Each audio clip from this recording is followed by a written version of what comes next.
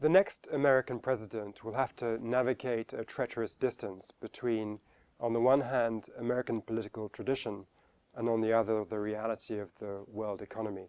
American political tradition, I think, is shaped by the heroic moments in memory. So for the Democrats, that means the Great Society programs of the 1960s. Maybe for the Republicans, it means the defense build-up in the 1980s.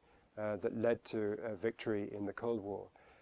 So while American political tradition is shaped by that grand ambition, on the one hand, the other hand, the reality of the world economy is that American share of output is shrinking and America's power is shrinking. So there's a kind of grandness in aspirational terms and something rather different if you look at the actual economic data.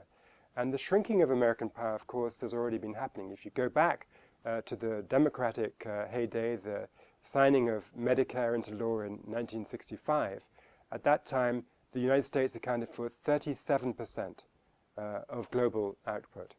Go forward to when Ronald Reagan unveiled his first budget with the big defense build-up, that was 1981.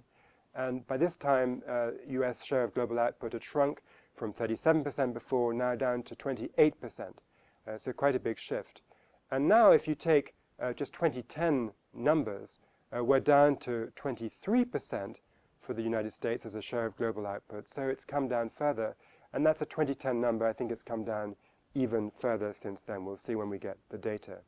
And looking into the future for the next presidency, it's likely to fall even more. I say that partly because of the financial crisis, which left the mature economies, including the United States, with enormous debt overhangs. And that debt has to be paid back. That means belt tightening. That means less consumer demand. And that's going to be a drag on growth. Whereas, in fact, amazingly, the emerging economies as a group came out of the financial crisis with a lower ratio of debt to GDP than they had when they went in. Why? Because GDP grew so fast, so debt to GDP fell. So they've gotten healthier on that metric in terms of their future growth, whereas the mature economies, including the United States, have gotten more anemic.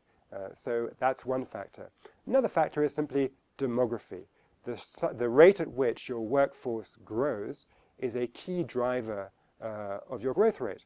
And although demographics in the United States are more healthy than in Japan, which is growing faster and doesn't really have much immigration, Europe, if you extrapolate the number of Italians into the future, you get to a point, hypothetically, where there'll only be a couple left. So in Europe, you've got worse demographics, but relative to much of the emerging world, China a slight exception because of the one-child policy, most of the emerging world has better, younger demographics than the United States. So that's a second reason to expect why the US will grow less quickly. And then there's simply the fact of being at the technological frontier. When you're an advanced economy, by definition, you've implemented all the bright ideas that exist to make your growth go faster. The catch-up economies have not implemented them, so China et al. Can implement them and really benefit from the fact that they are absorbing other ideas that have been developed in the mature economies first. So you put all that together, and you've got an outlook where the US will grow maybe at 2 or 3% a year, but the emerging world will grow at least twice as fast, maybe as much as 3 times as fast as the US. So the US weight in the world will shrink. And therefore, despite that political tradition in the United States that drives presidents to announce bold plans for the US to act on its own and really exert American power, the name of the game is going to be to form alliances, to work with multilateral institutions, and to walk more softly, because the stick has actually shrunk. I think one place where this comes up in economic diplomacy specifically is in relation to China and the currency system. The game of trying to push China unilaterally to change its exchange rate regime, I think, has been tried. It hasn't worked. And we need to move towards a much more multilateral approach of binding China into the International Monetary Fund more, binding them into the system of international reserve currencies, encouraging the emergence of the Chinese currency as an alternative reserve asset, because that is the way to make them play by the rules, and we cannot do it unilaterally any longer.